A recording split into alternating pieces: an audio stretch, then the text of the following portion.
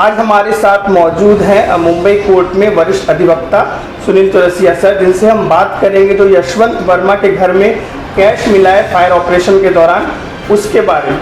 Sir, judiciary के ऊपर अभी सवाल उठ रहे हैं, स्पेशली जो यशवंत वर्मा के यहाँ कैश बरामद हुआ, इस पर आपकी प्रतिक्रिया एज एडवोकेट क्या है? सबसे पहले बहुत दुख हुआ जब ये खबर पढ़े, टीवी में देखे। बहुत ही मतलब जुडिशरी के बारे में जो कभी सोचा नहीं था वैसा हुआ। दिल्ली के एक बंगले में आग लगी है, लेकिन इस आग ने सारी देश की जनता का जुडिशरी के प्रति सम्मान और विश्वास पे आग जला के रख दिया है। इतना मतलब किसी ने कल्पना नहीं किया था। ये तो एक हादसा था कि एक जज के घर में आग लगी और वहाँ से इतना कुछ मिला। दूसरे जज के घर में क्या है हमको क्या पता? क्या वहाँ भी आग लगानी चाहिए देखने के लिए वहाँ क्या क्या मिल रहा है? और इस हादसे ने कई सवालों को जन्म दिया है।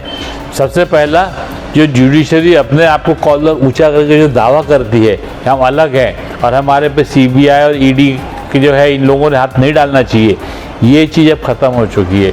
इन सबको इनके अधिकार क्षेत्र में लाना चाहिए। और ये जो कॉलेजियन सिस्टम है, ये जस्टिस वर्मा कौन थे? इनके पिताजी एडवोकेट थे, इनके चाचा जी एडवोकेट थे। और सिर्फ यही नहीं, आप जुडिशरी में देखें लगभग अधिकांश जो जजेस हैं वो सब खानदानी चले आ रहे हैं। चंद्रचूड़ हो, कोई हो, शरद बोबड़े हो, सब खानदानी चले आ रहे हैं, अभी से नहीं कई सालों से। तो ये कुछ परिवारों का एकाधिकार जुडिशरी पर से एकदम ख़त्म होना चाहिए। कॉलेजियन सिस्टम छोड़ के स्ट्रिक्टली एक कमिटी के द्वारा सिलेक्शन करना चाहिए।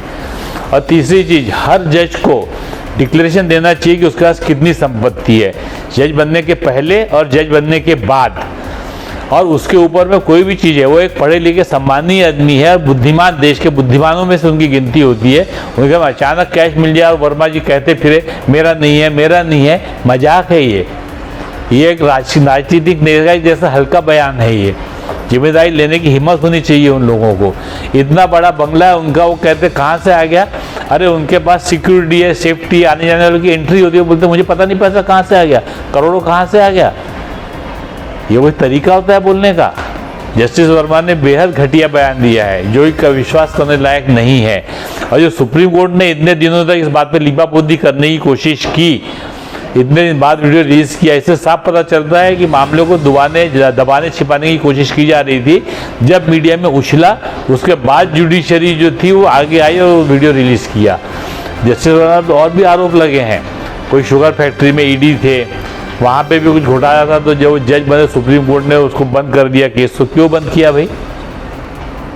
जज बनने से क्या सारे खून माफ हो जाते हैं क्या? अगर ये सही है तो हर सरकारी कर्मचारी के लिए सही होना चाहिए।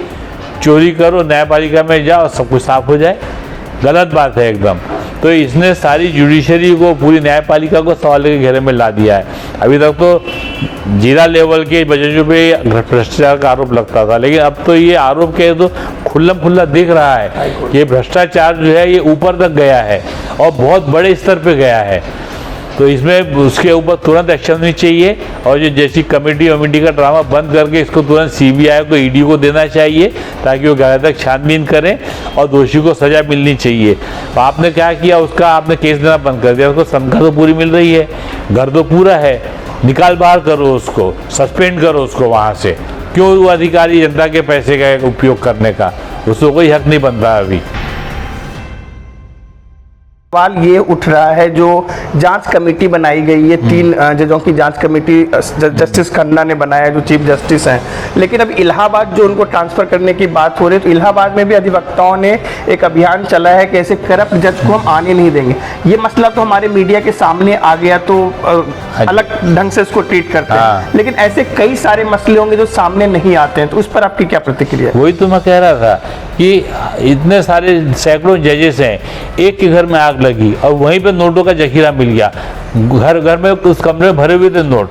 अब बाकी जजों के घर में क्या हो सकता है? लेकिन अब शक सबके ऊपर जाता है, लगता है हमाम में सभी नंगे हो सकते हैं जी। तो अब बाकी लोगों के लिए सब उनके ऊपर कार्रवाई करनी चाहिए। उनको तुरंत उनका डिक्लेरेशन मांगना चाहिए, आपकी कितनी संपत्ति है, कितना कैश है, कितना बैंक में है, और उनके घर की तलाशी ली जानी चाहिए। तलाशी में मिलेगा माल तो उनको तुरंत सस्पेंड करना चाहिए। अब तो हमारा किसी जज पे विश्वास नहीं रहा। ऐसा लगता है कि सारे ही जो हैं अपने खानदानी प्रतिष्ठा को एनकैश कराने के लिए गद्दी पे आ रहे हैं। आजकल नकदीकरण का जमाना हो गया है, प्रतिष्ठा हो उसको खरीद लो। जी justice has now become saleable commodity.